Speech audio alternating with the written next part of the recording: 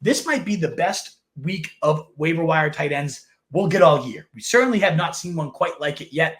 There's legitimately 5 tight ends I actually like on the waiver wire. And in a year where this position has been non-existent, it's kind of crazy that 5 guys that I think are legitimately viable exist. We'll start with Cade Otton, though. Of course, this is springboarding from the Chris Godwin injury, the fact that there's going to be a ton of targets. We're also going to probably have Mike Evans with that hammy out for a 3, 4, who knows how many weeks, but certainly an extended period of time here. They're going to need someone to step up, and at least for Monday night, that guy was Cade Otton. He ultimately had 10 targets, leading the team, 8 catches for 100 yards, a PPR machine. And we've talked about Cade Otton a ton, the fact that he is always, the last couple of years, top 5 in tight end routes, top 5 in tight end snaps, always out on the field. Just doesn't typically get much production because you're playing with Evans and Godwin. But when he needed to step up, when those guys were off the field, Cade Otton showed he can really thrive there. Again, 8 catches and 100 yards. We're talking about an offense that's 4th in total points. That puts up, we talked about with the Jalen McMillan guy, 30, 51, 31, and 33 points in the last 4, 30-plus in 5 of 7 games. They're going to take a step back without the explosive wide receivers they typically have at their disposal. But I still think this offense can hum because Liam Cohen is a great play caller. So I think Otton is definitely the first tight end I would look at, somebody that can definitely come in here and eat some of those underneath routes. It's what he did this last week, and I could see it happening yet again. If you miss on him, though, Hunter Henry, he got dropped in a ton of leagues, and he's looking like Drake May's favorite target. 13.2 and 11.6 half PPR points across his last 2 games. The only 2 games he's played with Drake May, he's seen 16% and 25% target share across those 2 games. Most recently, 8 catches and 92 yards on 9 targets. That, again, paced the team. Hunter Henry's thriving, and Drake May loves him. He's kind of that safety valve. He's been getting deep down the seams. I love Hunter Henry with Drake May right now. The matchups aren't great moving forward. Jets, Titans, Bears, as we talked about with Drake May. Not what you're exactly looking for, but ultimately, I like Hunter Henry. I think he can do some real damage if you miss on Cade Otton. That's my next guy. But Noah Fant, back-to-back 60-yard games. Saw 4 targets, caught all of them for 65 yards.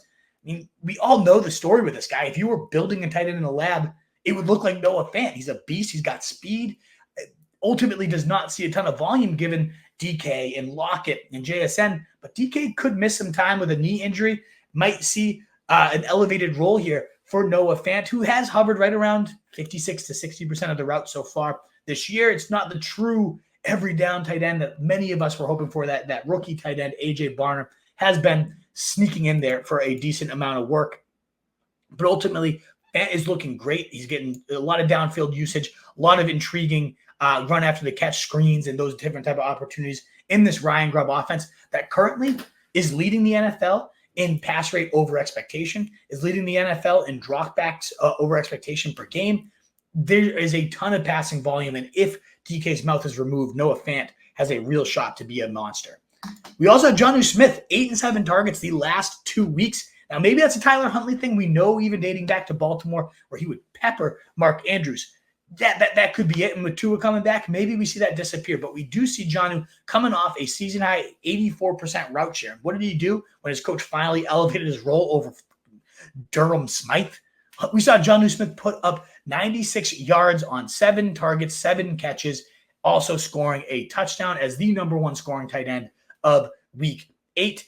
And with, again, maybe it's the Huntley just dink and dunk offense, but we saw him getting very creative usage, and he was my #1 tight end sleeper heading into the year because Mike McDaniels does 2 things really well: screens and getting speed into space. And Jonnu, over the last 3 years, has by far the most 20-plus mile-per-hour runs of any tight end. He's got the 2 biggest plays on tight ends after the catch. He's just deadly. He's so good, and they're finally getting him the looks. And I know when Tua comes back, we're going to see Tyreek Hill reemerge. We're going to see Jalen Waddle reemerge.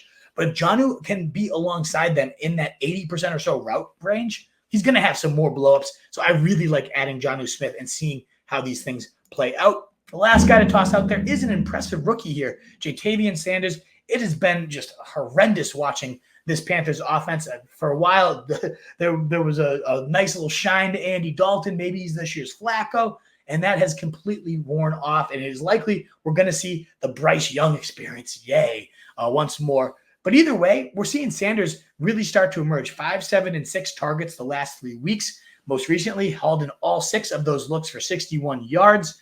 Now, Tommy Tremble was out for both of those past 2 games where we've seen the career highs of 7.4 and then 9.1 half PPR points. So I wouldn't go overly crazy here given that. But the schedule is ripe here. We got a rookie that's starting to emerge, and they're really going to, if I'm the Panthers at least, you want to see what your young guys got. So I think we're going to see more and more burn. I'm not overly concerned about Tommy Tremble's presence. I think Sanders has earned this role by many people's account, was the best tight end prospect behind only Brock Bowers. And it was a weak class behind Brock Bowers, but a lot of people had him as the clear number 2 guy, and he's playing like it right now.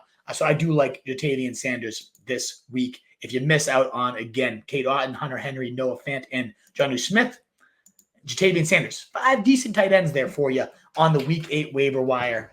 Definitely consider. And how would I do my fab? I'd say about 15 to 20% on Cade Otton. I think Hunter Henry not too far behind, maybe 12 to 20% himself, 12 to 15 or so. Noah Fant more so in that 5-ish% range. Jonnu Smith also in that 5 to 8%. I just don't think you're going to need to do more, even if he pans out there. Jatavian Sanders, I wouldn't put any money on. I would just toss something in there and see how it goes.